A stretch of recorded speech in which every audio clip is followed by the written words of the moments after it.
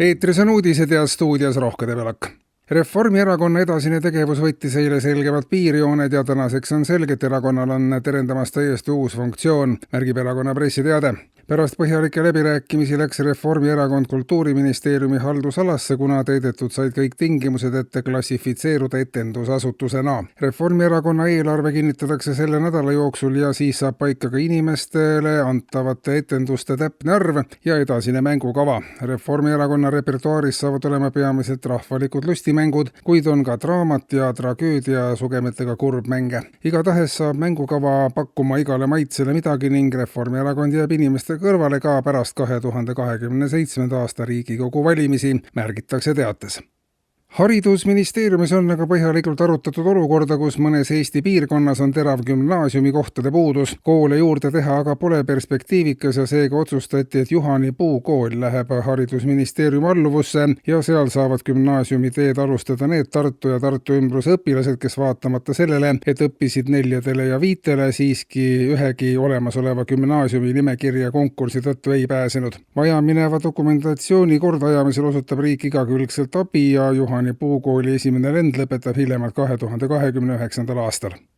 Siseministeerium annab aga teada, et nädalavahetus sujus seekord Eestimaal üldjoontes tõrgeteta ja suurem osa inimesi vahetas nädala uue vastu. Lõpuni on nädal vahetamata veel 2,6% elanikest ja 2% pole veel vahetatud ka 2024. aasta uuema vastu. Uuringud näitavad, et Eestis on ka piisavalt kohti, kus ikka on veel 2010. aasta jaanipäev ja samuti 3 asulat, kus just lõppes 1978. aasta kevadkülvi järgne pidustuste seeria. Kas riik vajab ka piirkondlikult diferentseeritud kalendrireformi on üks küsimus, mis tuleb regionaalarenguid haldavates asutustes peatselt teemaks võtta, märgitakse ministeeriumi kokkuvõttes.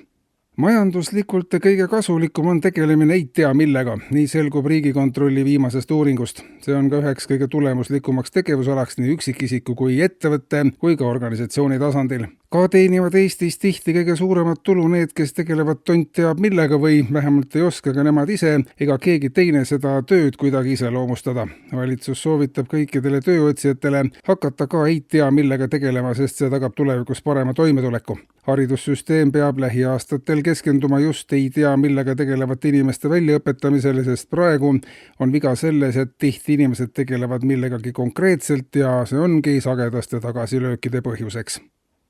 Ja mitmesugust. Eile toimus pikka aega ette valmistatud ja Eestiga seotud märgiline sündmus, kui UNESCO lisas maailmapärandi nimekirja söömise. See on juba mitmes traditsioon, mida püütakse säilitada, ent mis Eesti aladel on ohtu sattunud. Üha tempokamalt kallinevate toiduhindade taustal on organisatsiooni esindajate sõnul vajalik söömise traditsiooni Eesti aladel järeltulevatele põlvedele alles hoida. Mitmes paigas Eestimaal on joomine, söömise välja söönud ja tuli kiirustada, märgitakse UNESCO esindajate poolt. Ja lõpetuseks päike tõusis täna kell 4.25 Tallinnas ja loojub kell 22.56 Põlvas. Kuulsite uudiseid.